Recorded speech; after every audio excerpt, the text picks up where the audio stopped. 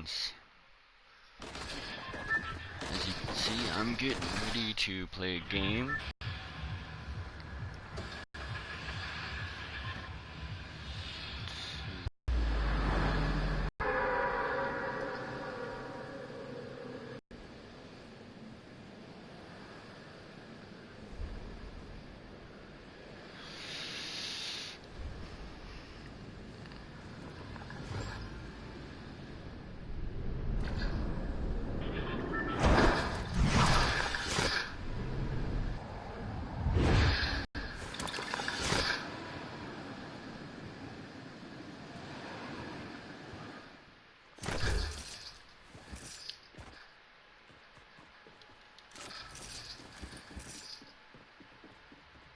Nothing?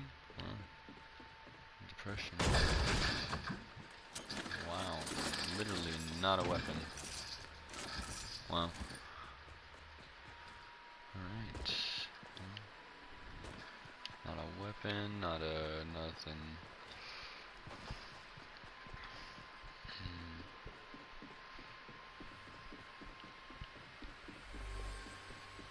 So the other day, right, I guess this will be a good time to start. The other day, somebody asked me why I had a thing against Tokyo Ghoul.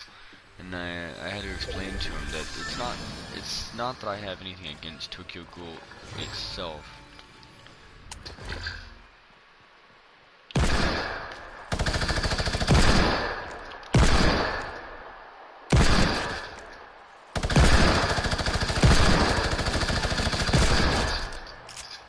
Okay, that was like awful, like just the worst. Okay.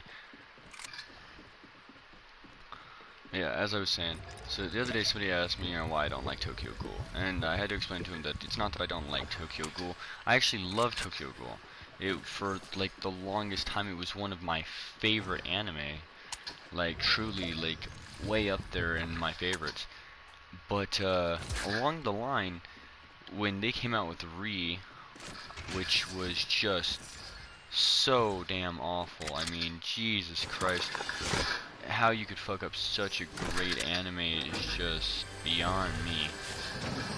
But they did it. They did it, and they didn't do it good. They did it really bad, and it was really awful. And it's not that, like, as a separate thing by itself, it's a great anime. But as the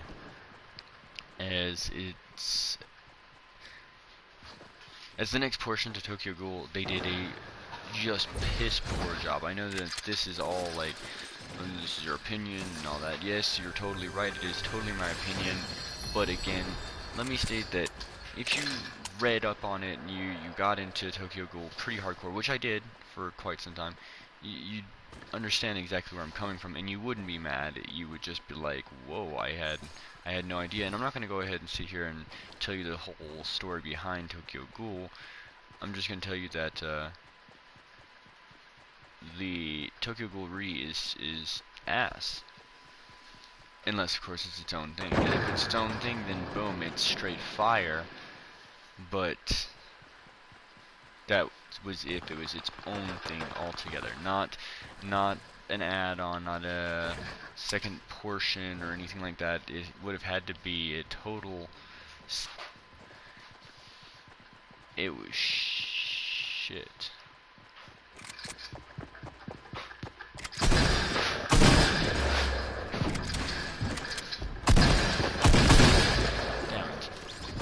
But yeah, it was total ass, and it's largely in portion to the fact that they didn't follow what they should have been following.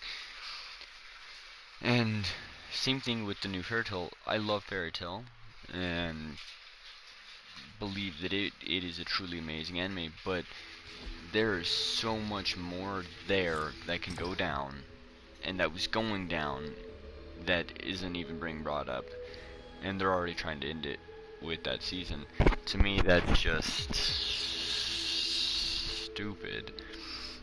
But you know, hey, whatever, you know, do you, I guess. You guys created.